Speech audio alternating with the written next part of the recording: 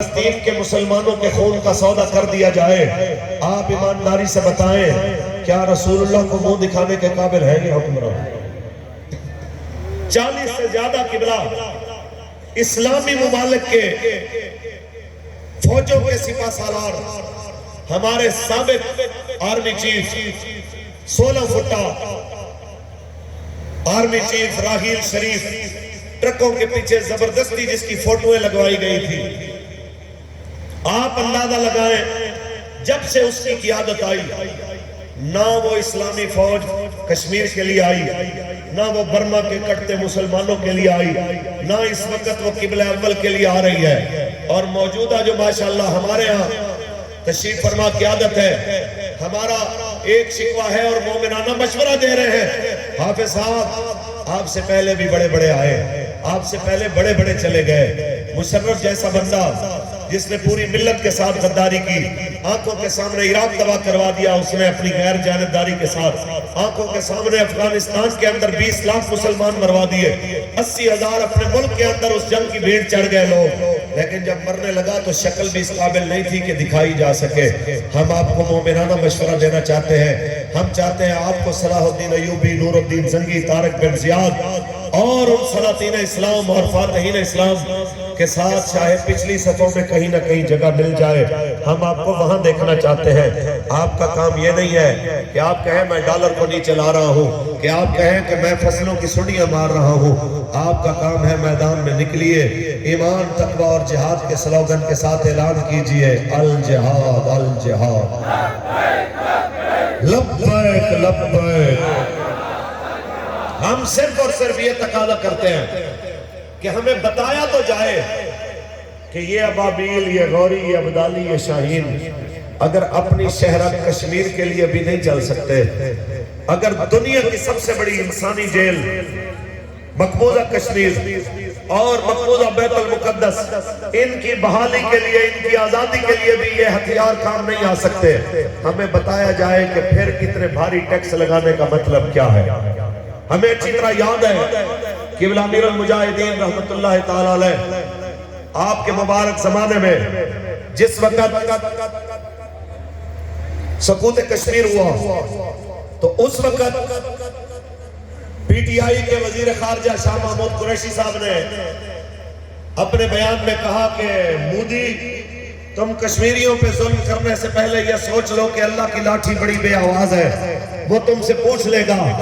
تو اگلے دن جمعے کا خطبہ تھا، قبلہ بابا جی رحمت اللہ علیہ نے جمعے میں فرمایا کوئی جا کے بتائے شاہ محمود قریشی کو کہ یہ تو چلو بے آواز لاٹھی تو اللہ کی پوچھ ہی لے گی، یہ بتاؤ یہ جو غوری، ابدالی، شاہین، ابابیل، یہ طیارے، یہ ٹینک، یہ جو آواز والی لاٹھیاں تم نے بنائی ہیں یہ کس دن کام آئیں گے؟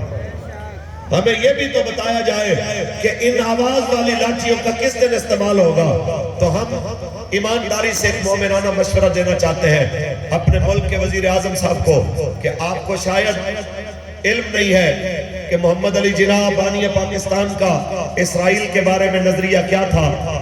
ان کا نظریہ اسرائیل کے بارے میں یہ تھا کہ یہ یورپ کا ناجائز بچہ ہے، یا دوسرے لفظوں میں یہ یورپ کا حرامی بچہ ہے، تو اس حرامی بچے کو اڈاپٹ کرنے کا آپ کیوں مشورہ دے رہے ہیں؟ بڑا اچھا آپ نے حل نکالا کہ ٹویٹ کی کہ جناب یہ اس تمام مسئلے کا 2 ریاستی حل ہے۔ اس کا مطلب ہے کہ غریب کی 2 کنال جگہ پہ آ کے کوئی بدماش قبضہ کر لے اور انوار اللہ کانگڑ صاحب جیسا منصف جا کے وہاں پہ انصاف کرے اور کہے کہ لڑائی جھگڑا بند کرو، ایک کنال تسی رکھ لو، ایک انہوں دے دو۔ تو یہ والا فیصلہ جو ہے یہ مومنوں والا فیصلہ نہیں ہے۔ محمد عربی کے غلام جان دے سکتے ہیں، جہاد سے کبھی پہلو تہی نہیں کر سکتے۔ آپ مجھے بتائیے کیا جہاد کا اعلان ہو تو پاکستان کی عزت گھٹے گی کہ بڑھے گی؟ ہاتھ بلند کیجئے، عزت گھٹے گی کہ بڑھے گی؟ ہم یہ تقاضا کرتے ہیں کہ اگر آپ اپنی عزت بڑھانا چاہتے ہیں ایز اے حکمران یا ہمارے سپہ سالار ایز اے ادارہ اپنی فوج کی ویلیو بڑھانا چاہتے ہیں تو حضور یقین مانیے آپ ڈالر کو 1 روپے پہ بھی لے آئیں، ویلیو بحال نہیں ہونے لگی. آپ جناب جو مرضی کر لیں, ترانے ریلیز کر لیں, ویلیو بحال نہیں ہونے لگی. با خدا آج جہاد کا اعلان کیجئے, رخ کیجئے کشمیر کی طرف, رخ کیجئے جناب مقبوضہ کشمیر سے لے کر پھر جناب مقبوضہ بیت المقدس کی طرف, جہاں سے آپ کے ٹرک اور ٹینک گزریں گے.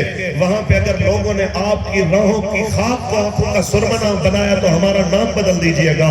آپ کی عزت صرف اسی چیز میں ہے جو میرے نبی نے بتائی ہے کہ لا عزت الا بالجہاد, جہاد بغیر کوئی عزت نہیں ہو سکتی. اور یہ میں نہیں کہہ رہا, یہ علامہ اقبال کہہ رہے ہیں. اور اقبال کے اسی شعر کے ساتھ میں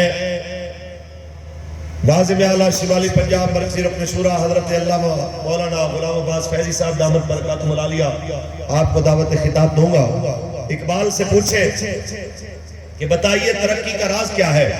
کیا ہم یورپ کے چمچگیر بن جائیں؟ کیا ان سے قرضے لیتے رہیں؟ کیا ان کی ہاں میں ہاں ملاتے رہیں؟ کیا ان کی ایجادات کے اوپر جناب کمیشن کھاتے رہیں اور ایجادات سے اپنے دروازے بند کر کے رکھ لیں؟ اسی میں عزت ہے یا پھر میدان میں اترنا پڑے گا, یا پھر امن کے نام پہ مزید بندے مروانے پڑیں گے؟ اقبال کہتا ہے سب سے پہلی چیز کہ میرے آقا مولا کا فرمان ہے کہ جنگ سے بچنا چاہتے ہو تو جنگ کی تیاری کرو. اقبال بھی یہی کہتا ہے کہ سب سے پہلے اپنے ہتھیار, اپنی افواج, اپنے جناب لشکر کو منظم کر کے ہمہ وقت تیار رکھو, پورے یقین کے ساتھ کہ اگر کوئی دشمن تمہاری طرف بڑھے تو بچ کے نہ جائے تو باخدا تمہاری عزت بحال ہو جائے گی. اقبال کہتے ہیں میں تجھ کو بتاتا ہوں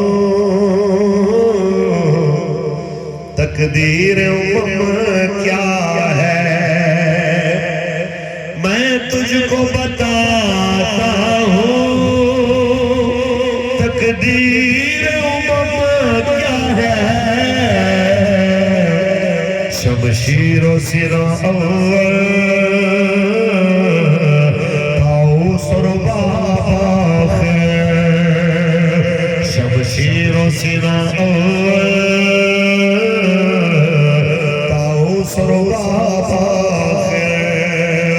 ناروں کی گونج میں تشریف لاتے ہیں مرکزی رکن شورا حضرت علامہ مولانا مفتی غلام عباس فیضی صاحب.